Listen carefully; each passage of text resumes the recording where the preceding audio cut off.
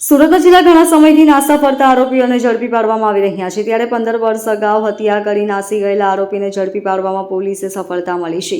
પોલીસના જવાનોએ મજૂરનો વેશ ધારણ કરીને આરોપીને ઝડપી લીધો હતો. આરોપી પોલીસથી બચવા માટે અલગ અલગ રૂપે નાસ્તો ફરતો હતો.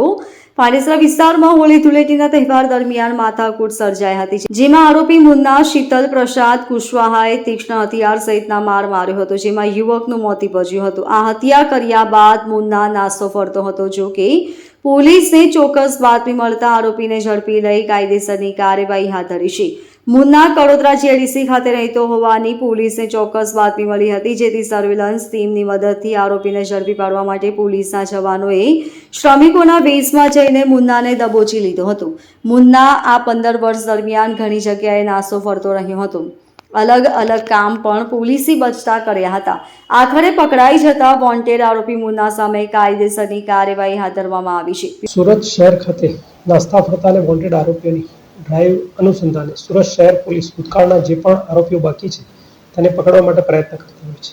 સદર હેડ હેઠળ પાંડેસરા સર્વેલન્સની ટીમ સને 2009માં બનેલા 302ના ગુના બાબતે વોચ રાખી રહેલી હતી અને કેટલીક ઇન્ફોર્મેશન મળતા તેનું સર્વેલન્સ કરી કેટલાક સમયથી આરોપીનો પીછો કરી રહ્યો હતો.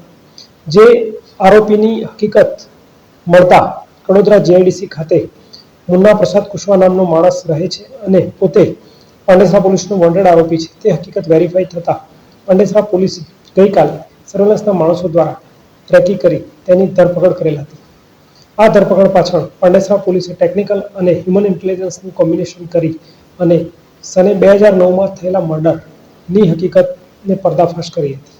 સદર મર્ડરની બનાવ હકીકત એવી હતી કે 2009માં ગીતાનગર સોસાયટી ખાતે હોળી ધૂળેટીના તહેવાર દરમિયાન પ્રદીપ ઉર્ફે મુન્નાને ચોરનો શક હોવાનો વહેમ રાખી તેને મારઝૂડ કરેલ, જેમાંથી તેની હત્યા થઈ અને આ હત્યા બાદ આ આરોપી સતત ભાગતો રહેતો હતો, જે પકડવામાં પાંડેસરા પોલીસને સફળતા મળેલ છે. Bureau report LK star news Surat.